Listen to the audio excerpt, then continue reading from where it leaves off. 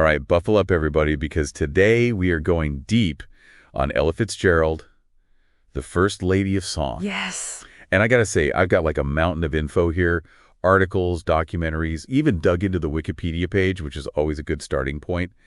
And I am just blown away by what I'm learning. Yeah, you know what really strikes me about Ella's journey is that it's so much bigger than just the music, right?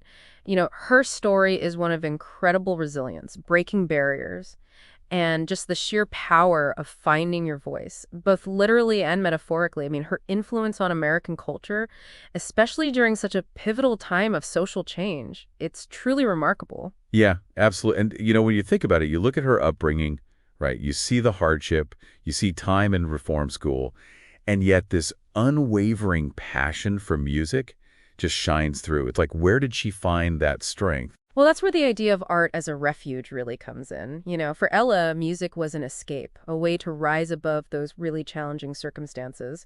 And it's a theme that still resonates with so many people today, right?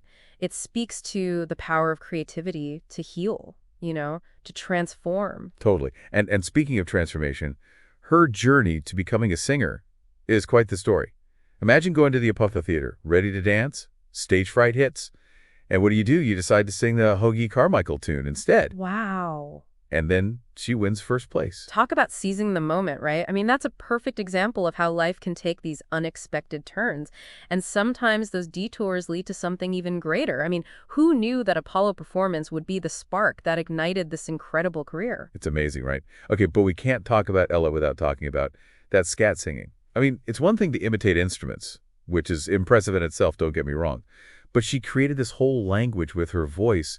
Like she was having these conversations, these intricate rhythmic conversations with the music itself. Oh, it was musical improvisation at its absolute finest, like a high-wire act. Imagine being on stage, no lyrics, just pure emotion and instinct pouring out in these amazing vocal riffs.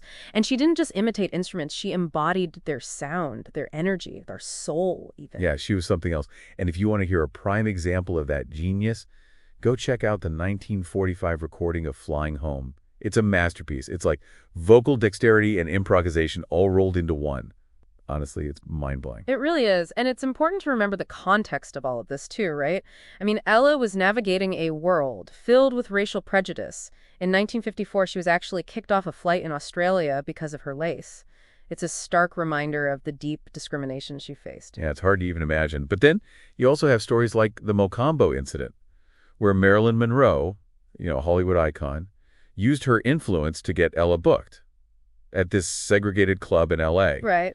Talk about the power of allyship, right? Using your platform to create change. Absolutely. Ella's story is really inseparable from the civil rights movement. She didn't just break barriers musically. She actively used her voice, her actions, to advocate for equality and justice. Yeah, totally. Her collaborations are fascinating, too. Like, her partnership with Louis Armstrong produced some really iconic albums. Ella and Louis, Porgy and Bess. I mean, their voices together are just magic. You know what made that pairing so captivating? The contrast.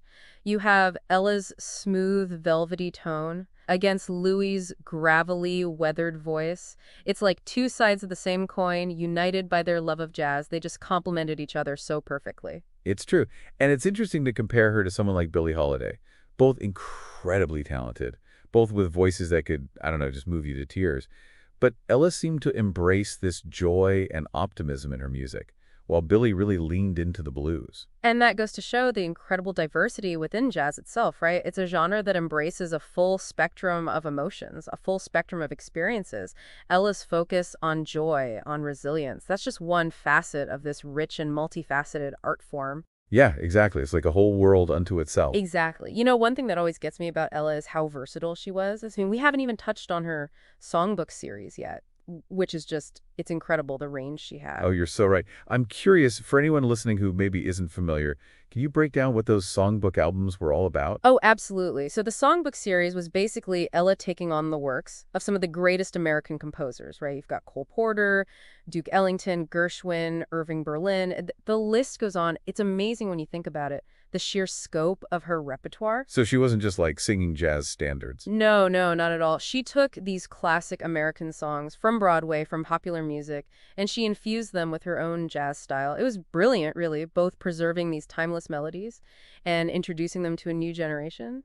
And to be able to like adapt those songs and make them her own, it says a lot about her range, right? Vocally and stylistically. I mean, she could swing, she could croon, she could belt it out, and always with this like impeccable phrasing and control.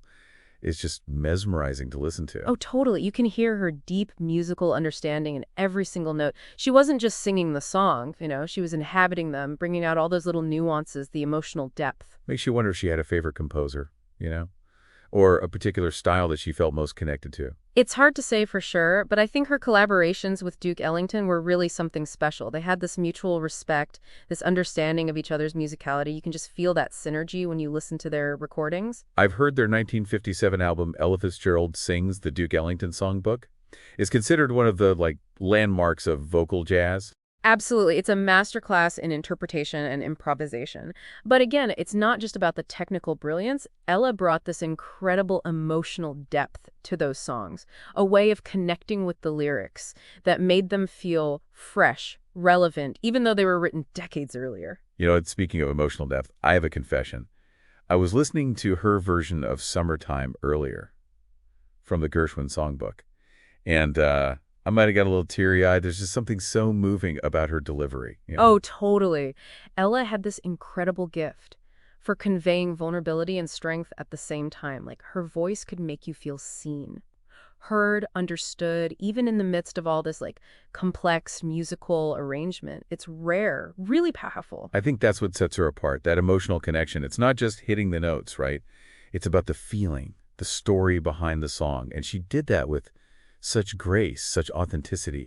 Exactly, and that authenticity resonated with people everywhere. She wasn't just a singer, she was a storyteller, a weaver of emotions, and that's why her music continues to touch people's hearts, even today. It's amazing how she was able to, transcend cultural boundaries with her music.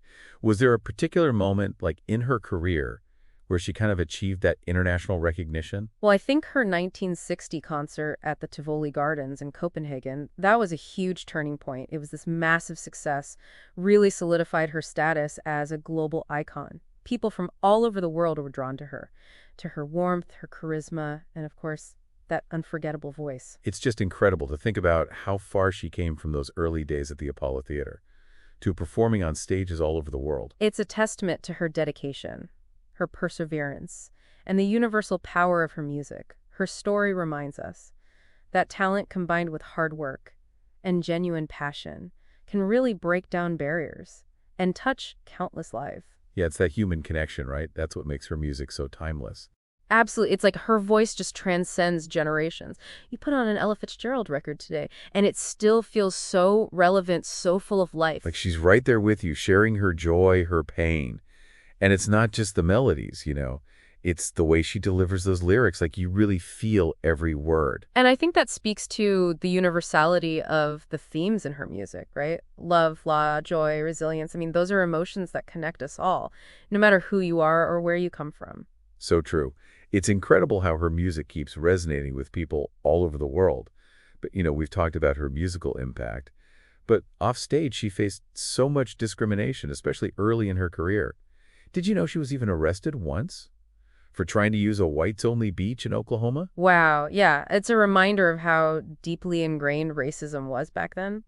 And yet, Ella never let those experiences define her. She kept pushing forward, using her platform to fight for equality, for justice. Like when she refused to perform at segregated venues.